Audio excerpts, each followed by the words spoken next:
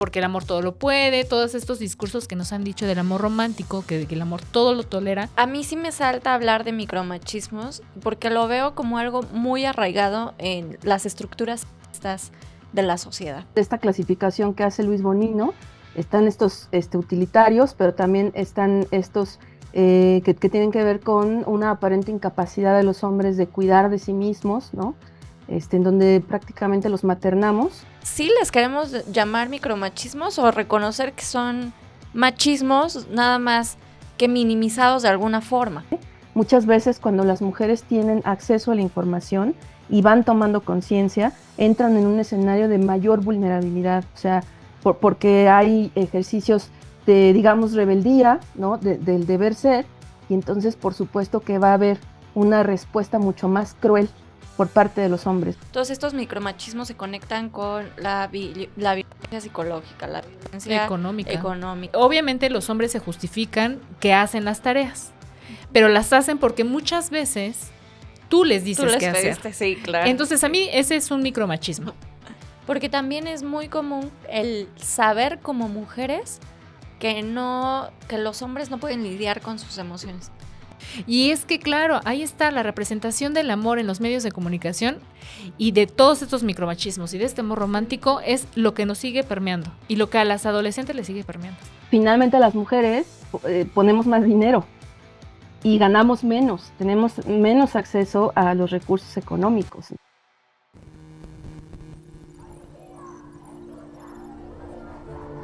Yo soy ruido. Tú eres ruido.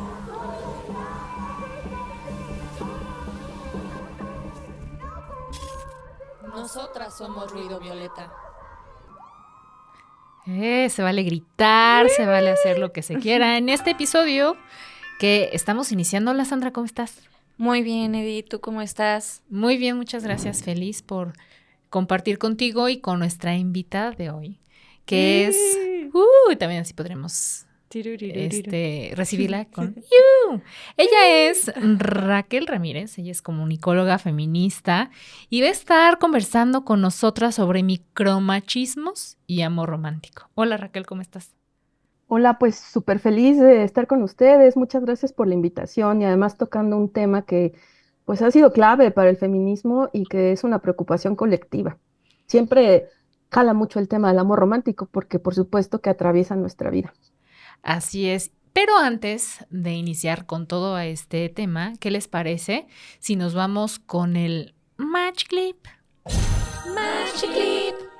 Y ahora no van a escuchar nada. Y esta vez no se nos olvidó que no van a escuchar además, porque otras veces se nos olvida. Así es. ¿Qué estamos viendo, Sandra?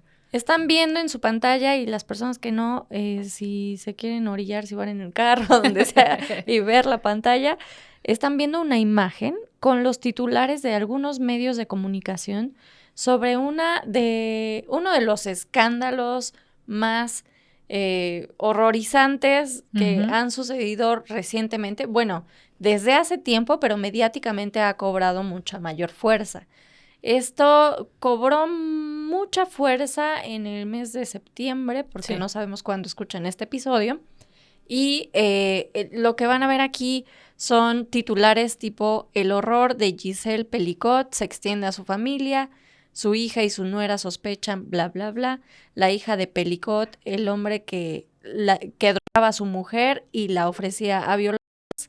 Lo que se sabe del atroz caso de Giselle Pelicot, etcétera, etcétera, etcétera. Así, esto es solamente un ejemplo, una pequeña captura de todos los titulares que circulaban alrededor o han estado circulando alrededor de este escándalo, alrededor de estas violencias que ha vivido una mujer y que se ha seguido poniendo todo alrededor de ella en vez de poner la atención de los titulares y de la nota sobre el mismo agresor, sobre el que ha sido el violador, sobre el que ha sido el abusador.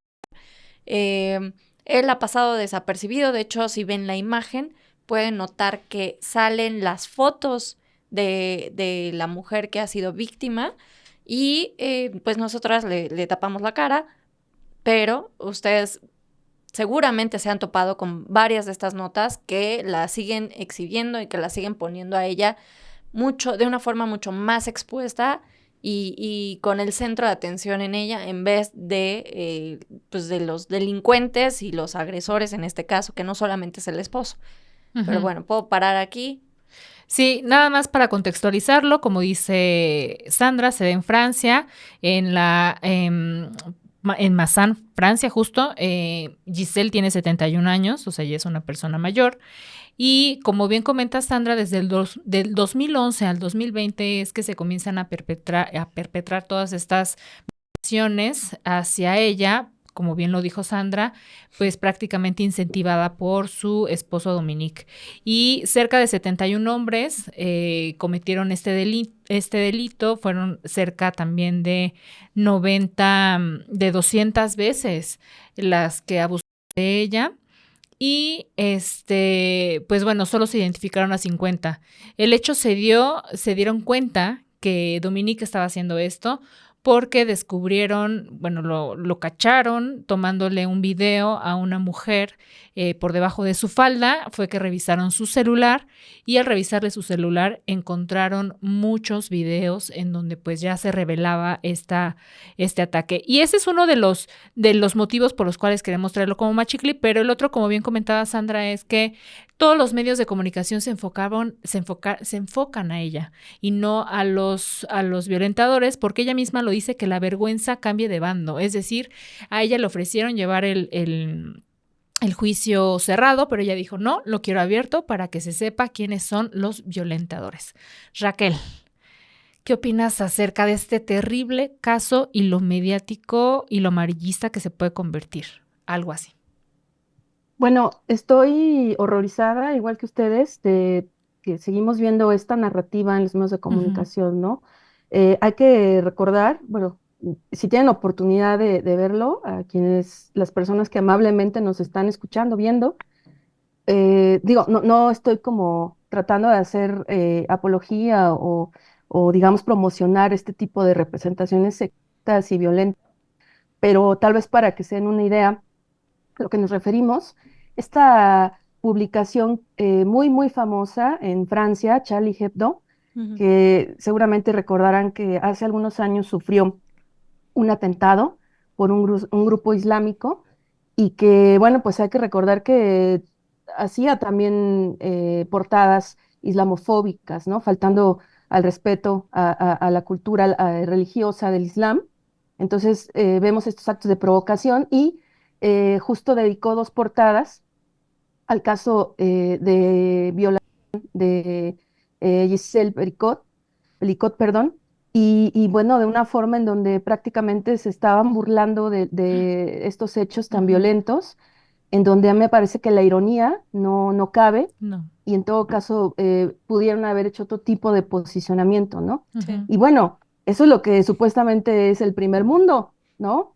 Que claro, bueno, yo no uso esa denominación porque yo creo que el primer mundo no existe, no puede ser el primer mundo un lugar donde prevalece la desigualdad, a pesar de que es la cuna del pacto moderno de la igualdad, la libertad, y claro, no hay que olvidar la fraternidad, y la fraternidad es una experiencia entre los hombres. Exacto. Únicamente, ¿no?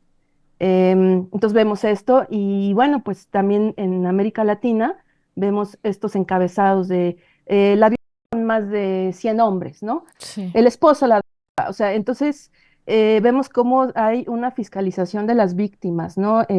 Y bueno, ella hizo una cosa muy valiente, muy digna, y me parece que aunque ella no sea militante del movimiento feminista, ¿no? De acuerdo a lo que yo al menos sé de ella, hizo algo que está cargado de sororidad, y es que decidió que el juicio fuera público. O sea, la ley francesa es muy cuidadosa con eso, y por lo regular los juicios son a puerta cerrada, pero ella decidió, insisto, que su juicio fuera público, justo para que las mujeres tomaran conciencia, que se cuidaran, y sobre todo que fueran los agresores sexuales los que quedaran al descubierto y no ella como víctima, ¿no? Entonces, pues es una mujer extraordinaria, sin duda, ¿no? Y ojalá haya justicia para ella, aunque también en el propio juicio ella hablaba de que no tenía idea cómo iba a recuperar su vida.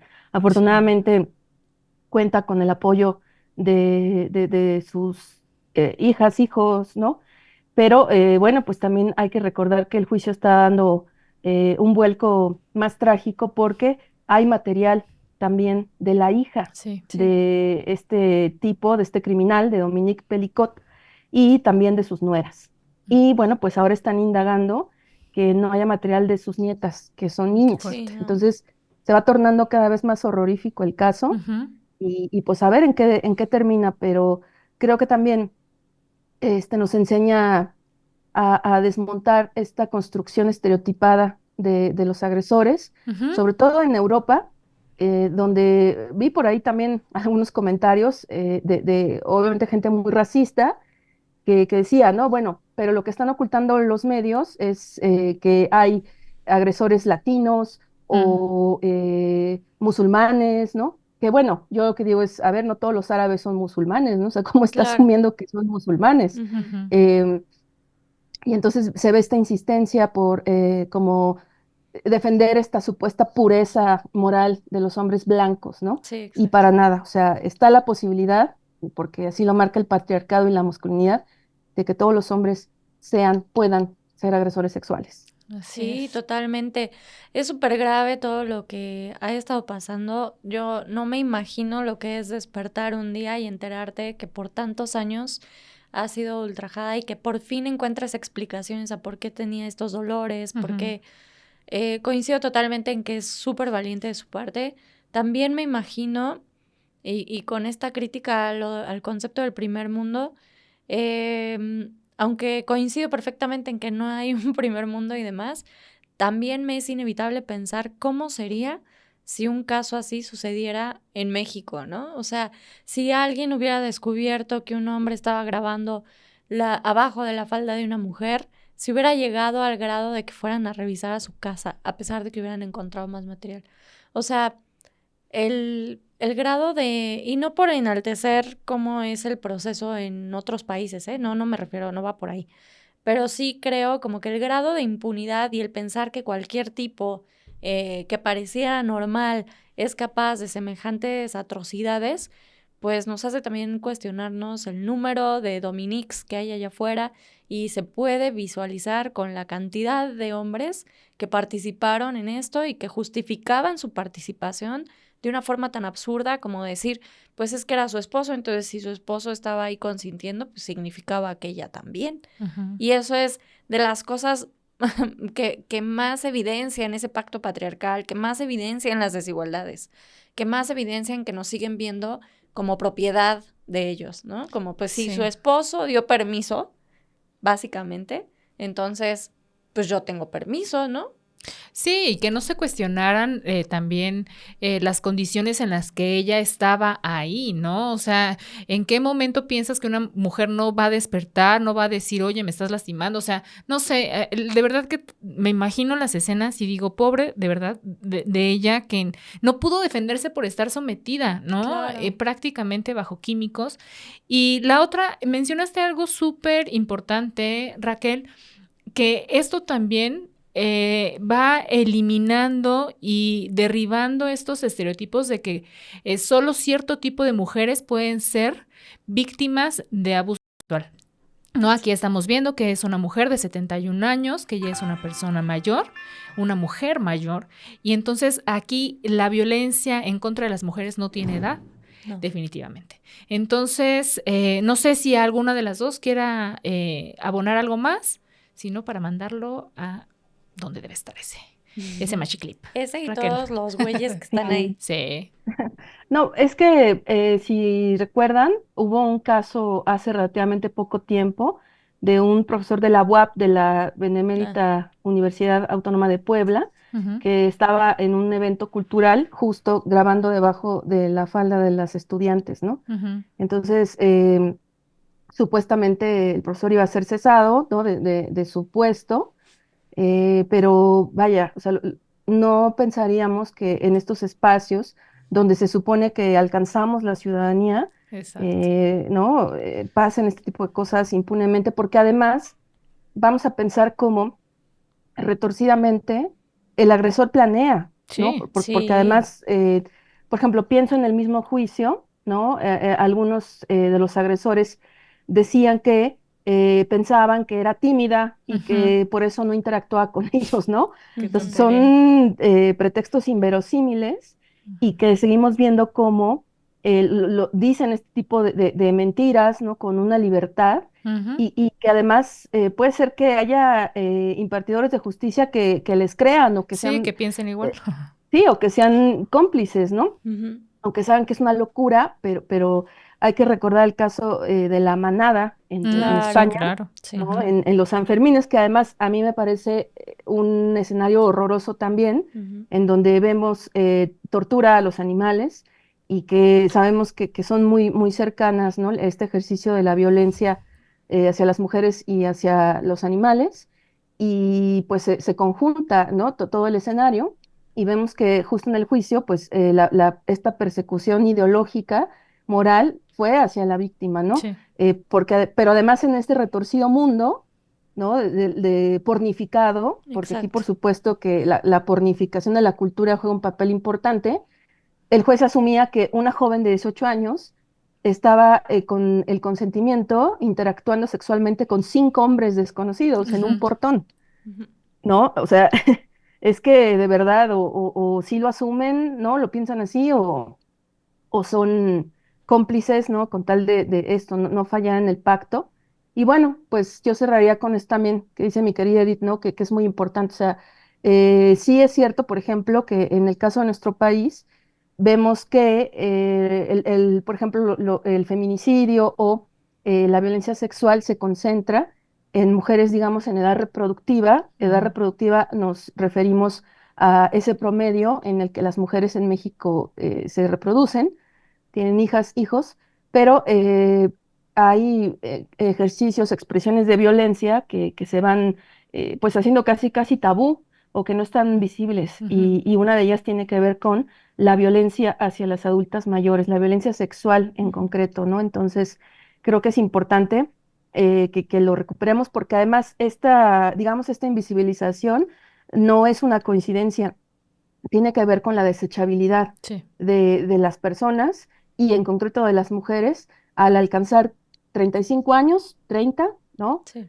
Y que desde luego es un mecanismo capitalista, ¿no? Entonces, allá hay muchas cosas, hay que ver en cuál es el desenlace y Ujú. que ojalá, bueno, yo tampoco sé cómo Giselle Pelicó, que además ella dijo que ya está en este trámite de divorcio, pero que en el juicio va a usar el apellido de su esposo porque precisamente quiere Que sí sea lo que visibilizar se acuerde. la violencia del agresor, ¿no? Sí. Pero que posteriormente va a regresar a su apellido de soltera. Entonces, es un caso, no sé cómo ella va a recuperar su vida, ¿no? Se lo deseo de todo corazón. También pienso en su hija, en sus nueras, en sus nietas, ¿no? En los Ujú. propios hijos varones, que también, desde luego, están conmovidos e indignados por la violencia contra su madre, pero que además, pues, haya un precedente en la legislación francesa, ¿no? Y en el mundo. Ujú. Ojalá que los Dominiques de Pelicots del mundo no queden impunes y en concreto este delincuente y todos los demás, ¿no? Que participaron en este abuso. Eso sí Claro. es. Sí, y también para cerrar, de mi parte, esta parte que mencionabas ahorita me hizo recordar que el material genético de Dominique fue encontrado en una violación de un caso de muchos años atrás. Entonces, justo como que toda esta investigación realzó eso y lo conecto con lo que decías de la pornificación de nuestra cultura, sí, de la socialización, etcétera, porque al final, pues el mismo hecho de que tantos hombres fueran cómplices, fueran agresores, fueran estos violadores, fue también por esa pornificación, fue por esta como erotización de la violencia. Fue por decir, a mí sí me gusta estar con una mujer inconsciente. O sea, lo que tú decías hace rato, ¿no, Edith? Pues nada más de imaginarme todo lo que es estar en esas imágenes con una mujer inconsciente. O sea, ¿en qué cabeza eso sería algo sexualmente atractivo? Pues claramente en una sociedad donde se ha erotizado la violencia. Claro. Y a través de la pornografía, A través justo. de la pornografía. Y ya, yo también igual, el último comentario que me viene a la mente. Es muy indignante esta es que nota, es muy sí, no, indignante, es que sí. da para mucho y para mucho análisis, porque de todas las notas y de todo lo que yo he escuchado en torno al caso, de verdad que solo uno o dos, así con reporteras y aparte con reporteras mujeres, se habla del tema con esta perspectiva de vida, es decir, de darle lugar a la víctima, es decir, de todo lo que ella está decidiendo para cómo se lleva a cabo su juicio. Sí. De verdad que han sido bien pocos los casos que yo he leído que se da, ¿no? Que dan, o que le dan su lugar y que no revictimizan justo Eso. a Giselle. Entonces, bueno, pues ya nada más quería comentar eso. No sé, ustedes más. Si Qué quieren ovarios comentar. de Giselle, la verdad, Sí. qué ovarios. Y con eso mandamos a Dominique y a sus... Ojalá tuviéramos los nombres de los 70 y tantos. 70 y Sí. tantos. Pero los mandamos a todos juntos o a uno por uno para que tenga su propia salida por el drenaje. Sí, ya.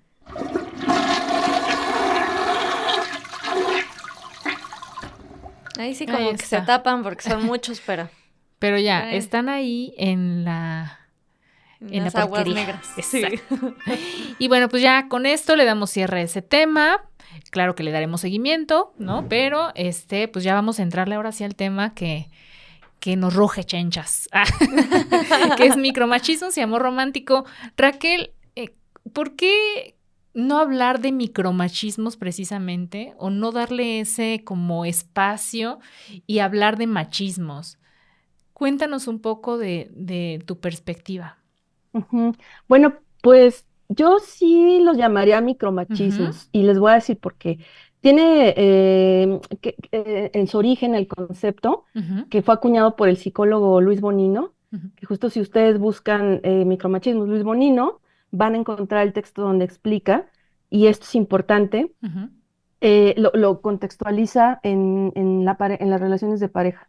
ujú, Y además Luis Bonino, digamos que hace esta reflexión a partir de su experiencia con parejas en donde son integrantes hombres aparentemente igualitarios. O sea, entonces aquí vemos un escenario muy, muy peculiar en donde, insisto, son hombres aparentemente convencidos, ¿no?, de la igualdad ujú. en el contexto de las relaciones de pareja Ujú. y donde finalmente hay una intención, ¿no? Pero está edulcorada, está disfrazada, y entonces me parece que si usamos desde la perspectiva y el aporte de Luis Bonino, Ujú, está bien nombrarlo micromachismo, porque así él acuñó este concepto, y bueno, él hace una clasificación de micromachismos, los utilitarios, los que tienen que ver como con esta incapacidad supuesta de los hombres, ujú. en donde, por ejemplo, no sé, hay una repartición aparentemente equilibrada del trabajo doméstico en casa, pero los hombres terminan haciéndolo mal, ¿no? Y entonces las mujeres tenemos que, bueno, se ríen porque yo creo que Sí. todas lo hemos No, vivido, sí, y ¿no? además lo mencionábamos también en otro episodio, Ajá. por eso sí. Sí, sí, sí, sí. Incluso Edith conoció por ahí a un personaje con el que yo estaba casada, Ujú, y que hacía eso, ¿no?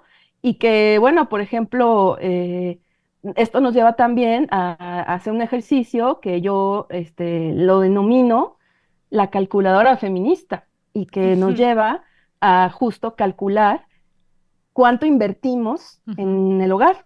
Sí. Se supone que, por ejemplo, en mi caso, con este personaje que les digo, pues se hacía una división 50-50, que Ujú. bueno, sabemos que eso tampoco Sí, no. es justo, más porque él es español, entonces en mi propio país él tiene privilegios, ¿no? Ujú. Pero bueno, entonces él me decía que yo exageraba porque todo se podía lavar con lejía, coño, ¿no?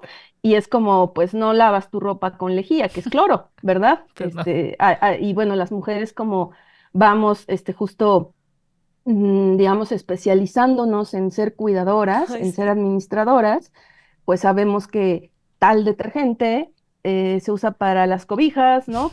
Para que no Sí. queden ásperas, y que Se además separa si la compras. ropa.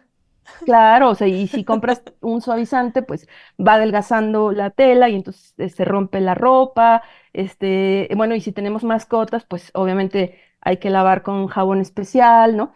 Etcétera. Entonces, finalmente las mujeres ponemos más dinero y ganamos menos, tenemos menos acceso a los recursos económicos. Entonces, ese es un excelente ejemplo. Y Ujú. nos frustramos, porque finalmente te lo dicen así como en una especie de gaslighting. No, Mm, no me gusta como usar anglicismos, ¿no? sí. Pero bueno, para que más o menos la banda nos entienda, porque es un concepto que se usa mucho en plataformas sociodigitales, porque cuando tú reclamas, claro, tú eres la problemática, ¿no? Claro, la Porque lo que te dicen controladora. es, sí, lo que te dicen es yo estoy cooperando, Oye, ¿no? Raquel, pero justamente por eso que estás diciendo y cómo viene de una división sexista de las actividades o del trabajo, no solo en el hogar, sino que así como este ejemplo hay muchos otros. A mí sí me salta hablar de micromachismos porque lo veo como algo muy arraigado en las estructuras sexistas de la sociedad y en estos constructos pues estereotípicos, ¿no? Ujú, ujú. Entonces, por eso nos parecía interesante abrir esta pregunta de si les queremos llamar micromachismos o reconocer que son machismos nada más que minimizados de alguna forma. Ujú. Por... Yo creo Ujú. que, perdóname, sí es Sí, sí. importante, insisto, bueno, a lo mejor aquí estoy muy contaminada por la academia, pero sí creo que es importante, si vamos a recuperar desde la perspectiva de Luis Bonino, sí nombrarle, porque además él no minimiza estas expresiones de machismo, o sea, más bien les llama micro porque es, como ya lo mencionaba, una expresión que viene de hombres aparentemente igualitarios y que además se da en el ámbito que es más privado y en el que me parece que es menos perceptible este ejercicio de desigualdad, que es el de la pareja, y donde además hay más cosas en juego, porque pues es la persona que amamos, que queremos, con la que compartimos la vida, etcétera, ¿no? Es Ujú. bueno, en algunos casos el padre de mis hijos, qué sé yo, hay una dependencia vital o económica. O sea, la cosa es que no nos damos cuenta o que también resulta doloroso asumir, ¿no? Sí, Que vivimos en un escenario de sí, desigualdad. Por eso hay una gran resistencia al feminismo, por ejemplo, ¿no? Ya lo sí. decía Andrea Working desde los años 80, o sea, que esta resistencia antifeminista de muchas mujeres al feminismo tiene que ver con lo fuerte que puede ser asumir que vivimos en un mundo que odia a las mujeres. Entonces Ujú. yo creo, insisto, que si lo contextualizamos a partir de la obra de Luis Bonino, ¿no? Está bien que le llamemos micro, pero de ninguna forma este autor lo minimiza, ¿no? Claro. Más bien, insisto, lo nombra así porque, y yo creo que sí sirve nombrarlo así, porque al menos en ciertos escenarios o ciertos contextos sociales, como en la academia, el activismo, ¿no? O sea, siempre tenemos supuestos aliados, ¿y cuál? O sea, hay también un montón de casos de abuso, Ujú. también de disparidades Acciones. en las parejas, ¿no? Pero eso, también generan frustración, pueden incluso poner en riesgo la salud mental y física de las mujeres, ¿no? Sí, sí. Sí. Entonces, para nada las consecuencias son mínimas, ¿no? Exacto. Pero nada más para tener un orden conceptual. Y creo que saben también, digo, para cerrar como esta reflexión sobre por qué sí micros o no, creo que también en toda esta confusión conceptual que vivimos en la actualidad, pareciera que se desdibuja categorías muy importantes como misoginia y machismo, que son pues expresiones del sexismo, Sí. se desdibujan por esta palabra que a mí me parece, diría una amiga, pantanosa y que nos complica y que nos confunde, que es género, Sí. ¿no? Bueno, Celia Morós, que es una filósofa feminista, por ahí es una broma de el famoso Genaro, ¿no? Que sale por todos lados, pero que en realidad o sea, nos confundimos. Entonces hablamos de violencia de género, pero ya se asume con que no solo las mujeres viven violencia de género, cuando históricamente, y por eso es interesante hacer la genealogía de los conceptos o las categorías, la categoría género es una categoría relacional y digamos que hubo un acuerdo colectivo, ¿no? Desde los organismos internacionales y después aterrizando en el campo de las políticas públicas para asumir que cuando nos referíamos a género, nos referíamos a esa categoría que nos iba a posibilitar entender las diferencias y las desigualdades que vivimos las mujeres con respecto a los hombres. Pero les digo ahora porque se ha situado desde lo identitario, desde una expresión, ¿no? Ya es como, se está desdibujando Sí, justo la violencia que vivimos nosotras, y no, a mí me parece que es no solo un error conceptual, sino que va a tener consecuencias, ya empieza a tenerlas, ¿no? Porque, por sí. ejemplo, el presupuesto público que estaba etiquetado para las necesidades de las mujeres, que tampoco es que tuviéramos un gran presupuesto, pero ahora pues se está tomando de ahí una parte, y también, ojo, porque las secretarías, en muchos casos, por ejemplo, en el caso de algunas entidades, ¿no? En nuestro país, o los ministerios en algunos países, pienso en el caso de España, o sea, sí son de igualdad, pero también son de la diversidad. Y ese es Exacto. un tema que no tiene que ver precisamente con las mujeres, o sea, sí hay un entrecruce con el machismo, pero son fenómenos distintos, Violencias que sí, diferentes. que se pueden Ujú. cruzar, pero que es importante situarlas para actuar en concreto, ¿no? Y pues perdemos las mujeres, entonces no, o sea, la violencia contra las mujeres la ejercen los hombres, los micromachismos son violencia contra las mujeres, y desde luego hay personas que pueden sufrir violencia por el machismo, violencia patriarcal, pero, y bueno, la ejercen los hombres contra nosotras, y cuando hay un ejercicio de abuso o de violencia de una mujer contra otra mujer, claro que hay un ejercicio de misoginia, pero también hay otros mediadores sociales que nos van a dar inferioridad o superioridad, como la clase, ¿no? La condición de clase, la edad, también el fenotipo, ¿no? La raza. Si vemos Ujú, que hay desventajas sociales por una pertenencia étnica o ujú. por tener una discapacidad, o sea, hay que hacer análisis más rigurosos, ¿no? Sí. Sí, Oigan, y yo justo revisando el tema en esta semana, em, justo encontré el concepto de machismos, y hasta ahí justo, por todo lo que tú comentas, Raquel, dije, sí, es que yo creo que sí hay que nombrarlos. ¿Por qué? Porque si no, también dentro de los machismos se quedan invisibilizados esas acciones que se han quedado invisibilizadas por mucho tiempo. Es decir, todas estas pequeñas acciones que los hombres hacen, porque ya aparte vienen ahí súper grabados en la cultura, ¿no? En la que vivimos. Y más bien yo creo que se había estado comunicando de una manera diferente lo que son los micromachismos. Es decir, como haciendo menor esa acción, ¿no? Pero no por tener en la palabra, ¿no? El micromachismo quiere decir que sea menor, sino más bien son porque son de todas estas actitudes sutiles, ¿no? Por eso pasan desapercibidas, ¿no? Pero que en realidad pues impactan y que pueden ir increciendo, ¿no? O sea, sí, un pequeño acto de violencia, que no sería pequeño, pues, exacto. pero puede ir escalando, escalando, y por eso existen también estos termómetros de la violencia, ¿no? Sí. Hay que tener ojo para todas aquellas alertas que se pueden ir presentando a lo largo de esta cotidianidad con el ser amado o la ser amada, ¿no? Sí, de hecho, o sea, y también para retomar eso, justo yo lo planteaba no porque coincido completamente en lo que decías, en que es muy importante la forma en la que lo conceptualizamos, y justo por lo que significa micro, Ujú.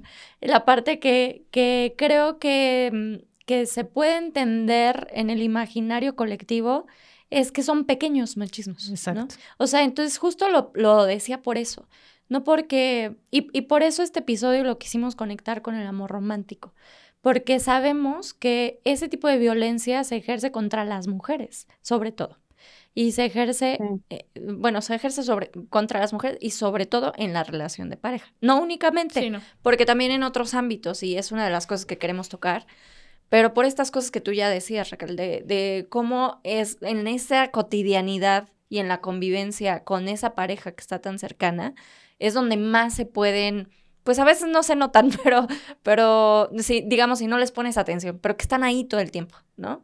O que Ujú. si no tienes las herramientas para verlas, pero que ahí están. Y justo por eso yo decía, pues, ok, entiendo que existe ese concepto, entiendo que es una propuesta, por ejemplo, en este caso de este psicólogo. Em, Sin embargo, sí quisiera no dejar de lado para quienes nos escuchan que no porque sean micromachismos como el concepto que nos ayude a reconocerlos, significa que lo que ya decían, que su impacto es micro, ni que significa que es algo aislado, sino que está conectado a todas esas estructuras violentas hacia las mujeres, en esos constructos y estereotipos que finalmente buscan mantener a la mujer aislada al ámbito privado y también a partir de de diferentes formas de sometimiento. Entonces, y pretenden, perdóname, frenar la autonomía. O sea, creo que algo importante, algo importante que aclarar, hace rato hablaba de esta clasificación que hace Luis Bonino. Están estos utilitarios, pero también están estos que tienen que ver con una aparente incapacidad de los hombres de cuidar de sí mismos, ¿no?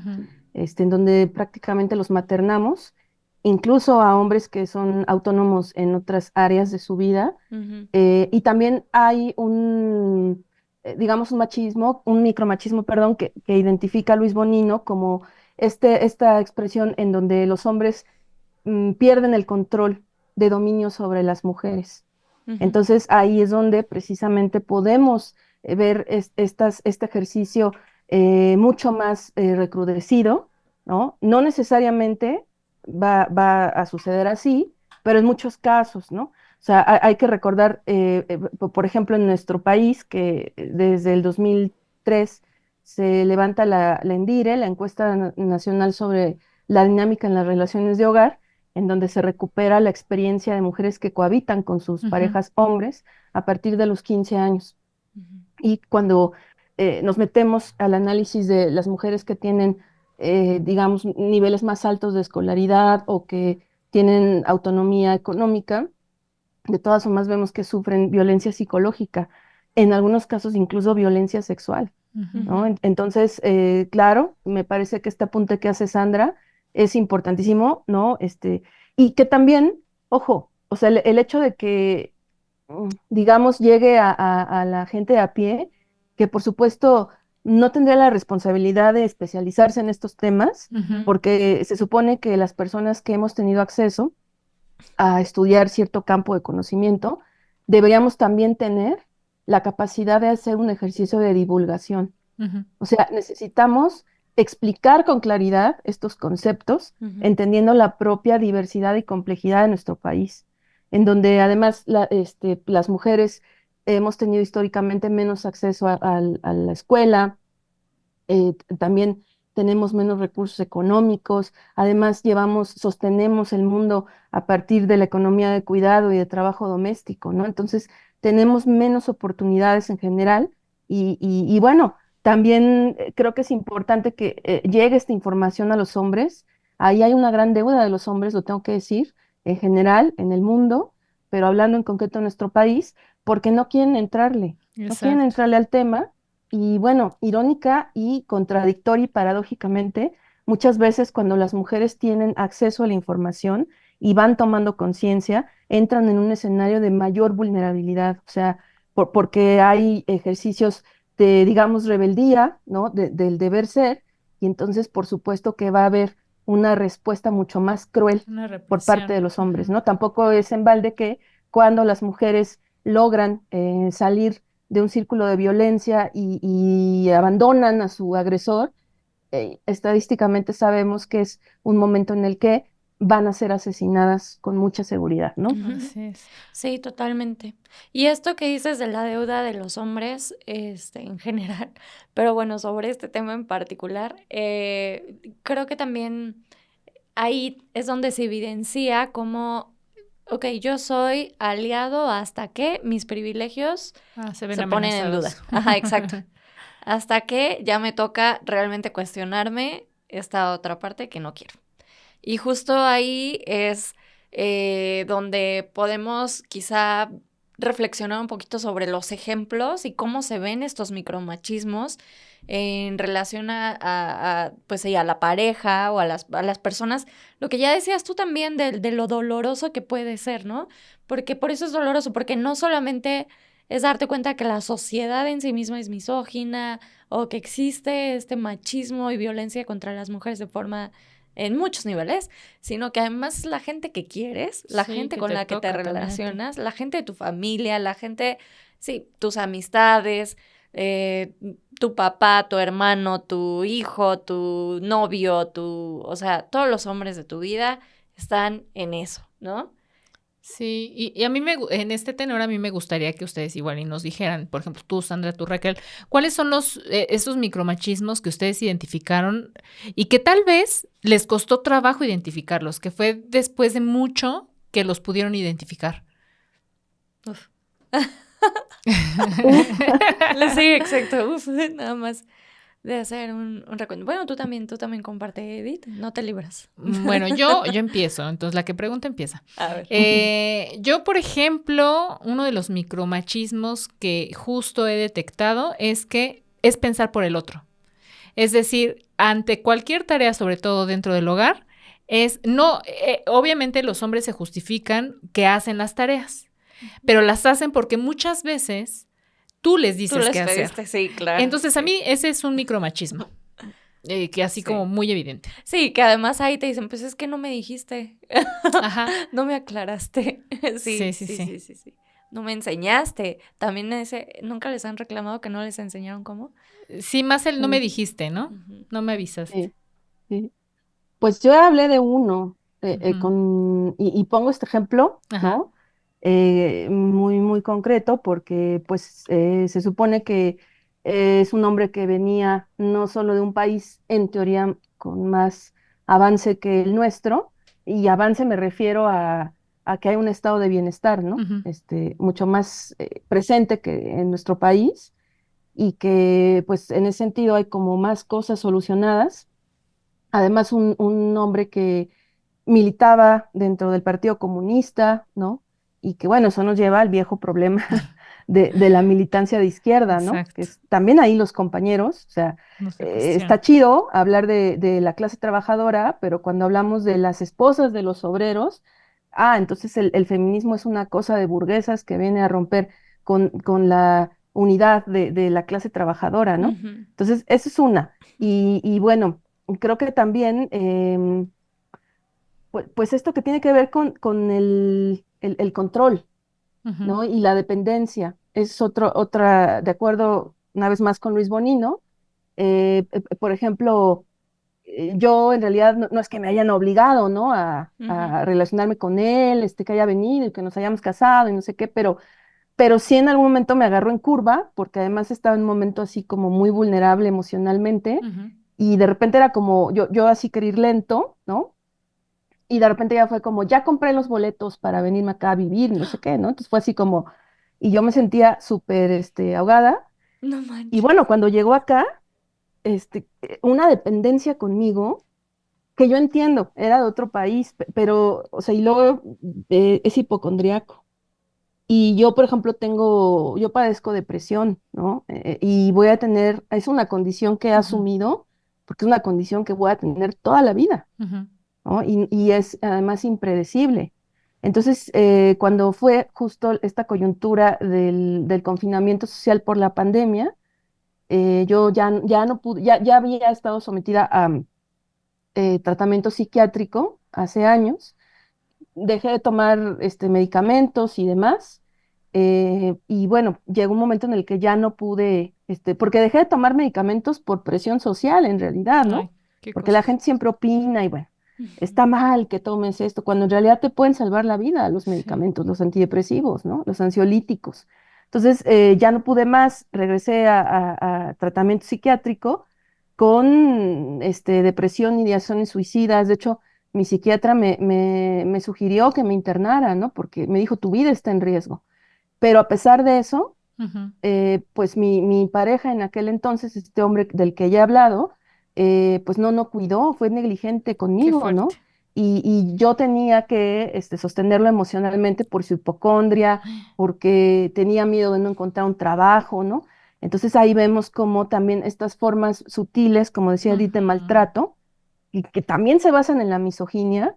Y que digo, aquí yo estoy hablando de un caso extremo en donde yo tenía una situación muy compleja, pero vaya, pienso también en cuántas mujeres tienen una afección en su Ujú. salud mental y pues no tienen la El apoyo. oportunidad ni de problematizar, ni de identificar, y mucho menos de tener acceso a un acompañamiento psiquiátrico, psicológico, ¿no? Entonces, sí, ahí vemos cómo las consecuencias y bueno, a mí me costaba como trabajo reconocer, ¿no? El que está pasando esto, porque además era la segunda vez que me casaba y pues iba a ser la segunda vez que me divorciara. Finalmente sí me divorcié y bueno, me hizo repensar si realmente yo quiero volver a relacionarme en primera, porque ahora disfruto mucho de mi soltería, ¿no?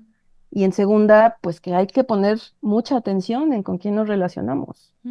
Sí, y como entre comillas lo pongo, una situación muy, como lo hemos venido diciendo, pues que pareciera no conflictiva, desató todo esto. O sea, no debe de haber eso, no debe de haber golpes, no debe de haber otro tipo de evidencias, pero pues es que ahí está, ¿no? La psicológica, la emocional, sí, los no cuidados. necesita hacer el superdrama. Exacto. Pero justamente tiene que ver con estos grados de violencia que al final todos estos micromachismos se conectan con la violencia psicológica, la violencia económica. O sea, sí, para mí una de las cosas que me costó darme cuenta, porque crecí mucho tiempo con eso, fue justo el control a partir del dinero, ¿no? Y esos comentarios sutiles del día a día de... No, tú no puedes hacer esto porque quien está pagando soy yo. Bueno, ese no es el comentario, eso no lo dicen nunca directamente, pero esa es la realidad.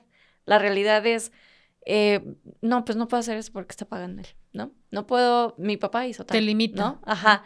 O que pues simplemente sabes que si van a salir a comer y tienen que escoger un lugar, en realidad no puedes escoger lo que tú quieres. Depende de lo que él que va a pagar. Por supuesto. ¿Sí? Y no solo del presupuesto, sino de ese control, de si a él le gusta, de si tiene ganas, que si le chocó el de la vez pasada, que si... Y son esas violencias cotidianas, sutiles, y ni tan sutiles, porque te va generando esa... O sea, te marcó. Sí, y yo creo que esa es la gravedad de todas estas cosas, que como son todos los días, pues tú vas adaptando tu comportamiento a tal grado que al final de esa historia... o conforme va avanzando esa historia, tu comportamiento ya es completamente diferente a quien tú eras. Sí, sí, sí. Es que esta es una forma de resistencia, ¿no? Perdón. Sí, de sobrevivencia. Es negociar con el dolor para eso, poder sobrevivir, ¿no? Sí. Entonces, incluso hay mujeres, a mí me parece que la palabra víctima es importante utilizarla porque además tiene un valor legal, ¿no? Y hablar de víctimas es también como hacer este reconocimiento de la desigualdad y la violencia histórica. Yo creo que hay víctimas, bueno, no creo, hay víctimas que han aprendido justo a hacer estas estrategias de sobrevivencia con los agresores, ¿no? Sí. Y por eso muchas veces hay mujeres que no se divorcian o no se van. Y yo creo que también ahí tenemos que comprender que las víctimas no es que deseen vivir esa experiencia tan desagradable, ¿no? Sino que van además sorteando su propia existencia y más cuando hay hijos, hijas de por medio o por ejemplo, solo han desempeñado trabajo doméstico, no hay una remuneración. Es muy complejo y creo que más que juzgar, tendríamos que entender, contextualizar esas estrategias de sobrevivencia de las víctimas, ¿no? Sí, y que también estoy pensando en, claro, es que estas estrategias son para sobrevivir, pero también por la normalización social, no de las víctimas, sino de toda la sociedad de pasar por esto. Porque también es muy común el saber como mujeres que los hombres no pueden lidiar con sus emociones. Esto que decías tú de, que tiene miedo porque no va a encontrar un trabajo, ¿no? O porque no sabe si va a encontrar un trabajo. Lo mismo pasa todo el tiempo que estamos considerando sus emociones de, es que ya se siente presionado. Es que si le digo esto se va a enojar. Entonces se lo digo mejor de esta otra forma. O lo maquillo de esta forma. O se lo hago ¿cómo se llama esta película? Inception. Y ya se lo pongo en la cabeza y ya que piense que es su idea. O sea, y pasas por ese proceso también de todas estas tácticas que ya mencionaba Raquel, pero con todo. O sea, con todo y todos los días. La carga o sea, la carga de trabajo y la energía que le implica a las mujeres sobrevivir es demasiada.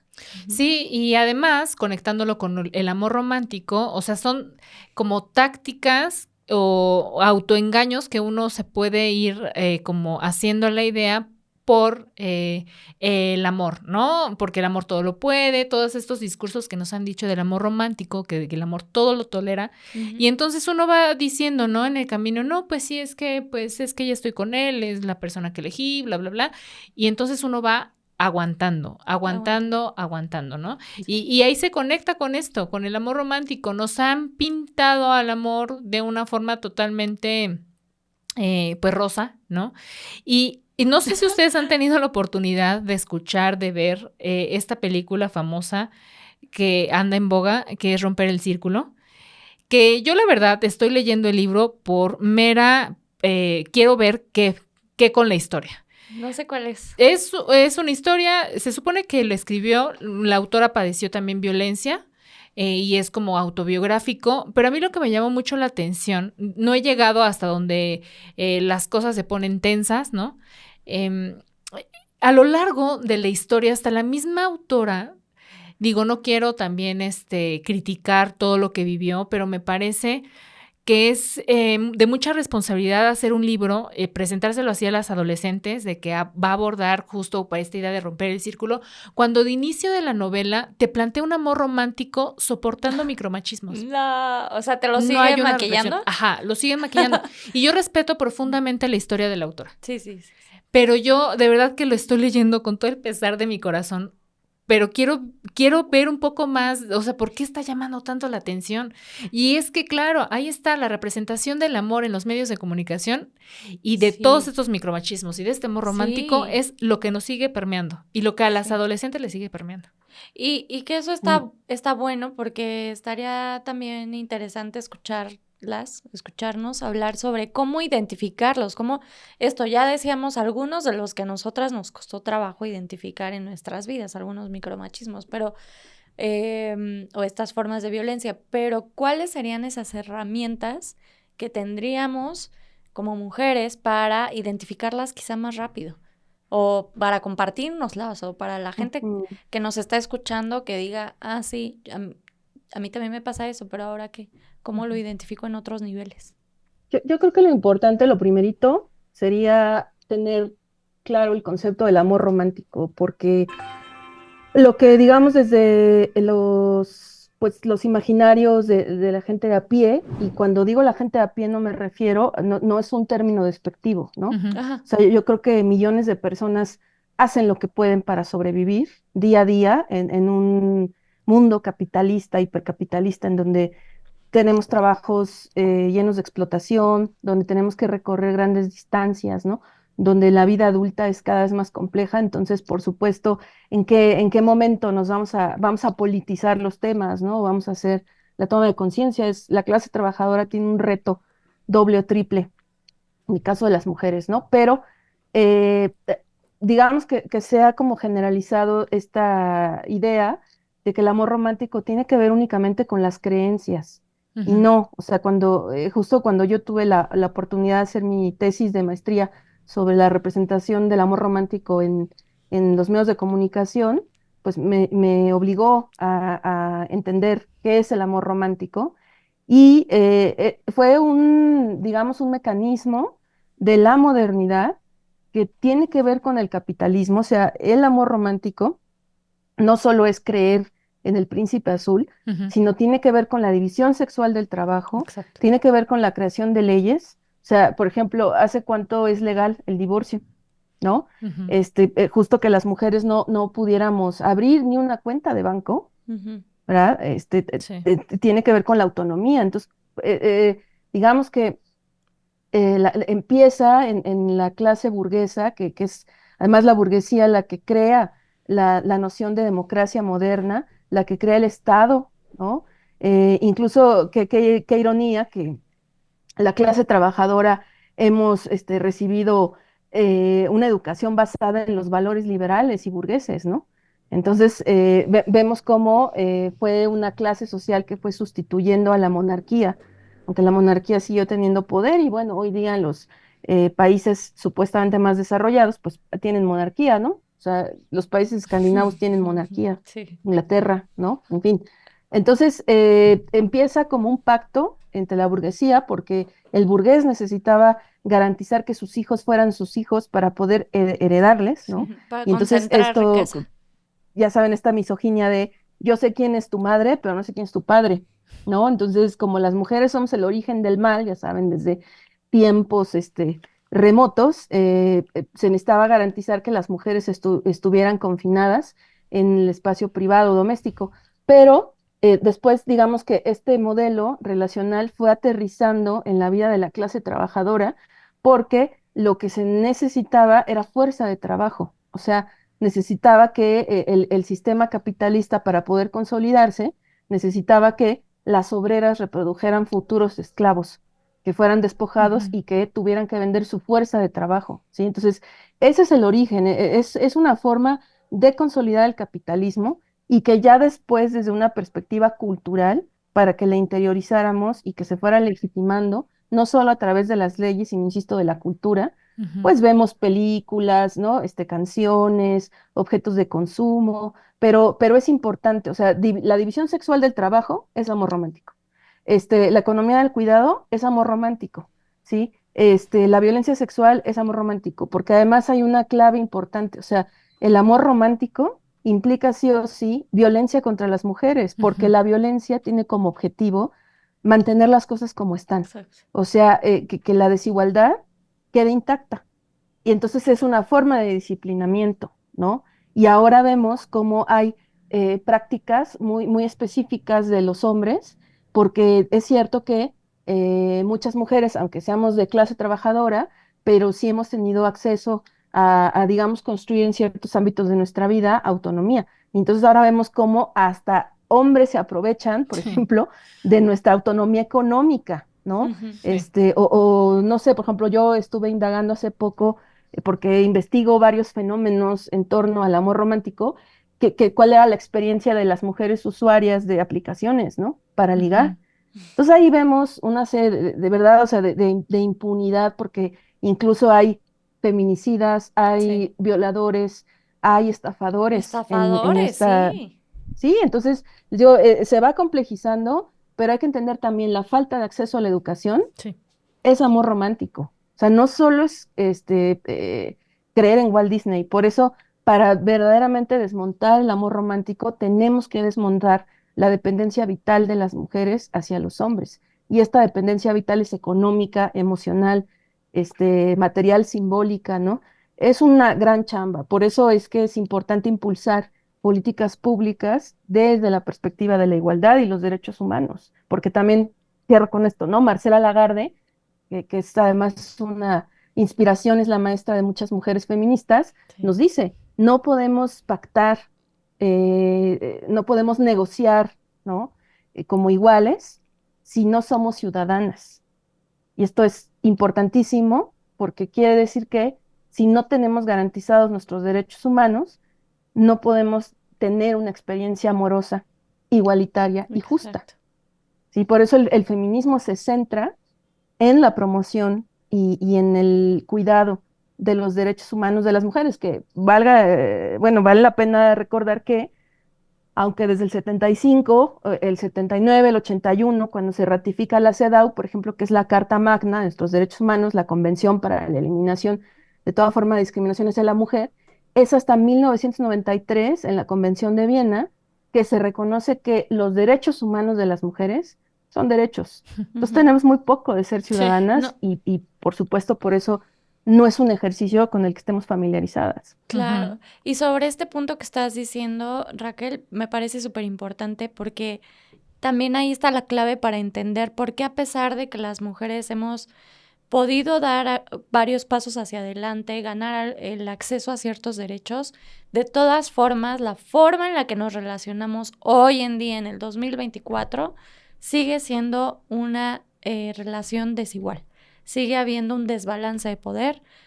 O sea, no importa ni siquiera qué tipo de relación, si es de pareja, si es laboral, de amistad, hay una desventaja en la que todavía estamos por el acceso a derechos, y si logramos entender eso como sociedad, si logramos entender que no nos estamos relacionando desde ahí, entonces vamos a poder respondernos a nosotras mismas por qué tiene sentido seguir luchando, seguirnos organizando, seguir hablando entre mujeres, seguir construyendo entre nosotras esa autonomía, porque ya vimos que el sistema no lo hace.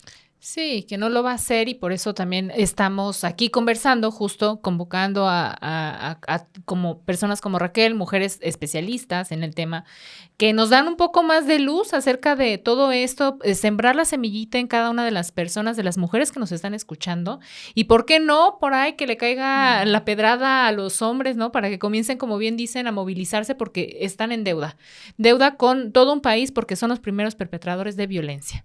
Pero bueno, ya con esto terminamos. Muchas gracias, Raquel, por haber estado con nosotras. De verdad que ha sido un episodio bastante rico en información, mucha reflexión, y pues de verdad esperemos que ustedes, quienes nos escuchan, estén también ahí apuntando todo para que igual y no caigan en algún tipo de violencia, de micromachismo, y que la sepan demandar también, ¿no? Porque hay que también alzar la voz. Aquí en Ruido Violeta es lo que queremos. Sí, compártanos sus tácticas para identificar este tipo de violencias, otras herramientas que estén usando, cosas que les parezcan importante compartirle a todas las mujeres que nos escuchan. Muchas gracias por llegar hasta acá. Gracias, Raquel, por estar con nosotras. Y a quienes nos escuchan, también no se olviden de seguirnos en redes sociales. Sí, en redes sociales, YouTube, en Spotify, en Instagram, en Ruido Violeta, ahí y igual en TikTok. Y en TikTok, ahí igual, y le van a tener que poner un puntito más, un puntito menos, pero ahí nos encuentran como Ruido Violeta. Muchas gracias, Raquel. Gracias, chicas, un placer, gracias. A ti, nos despedimos, bye bye. Bye.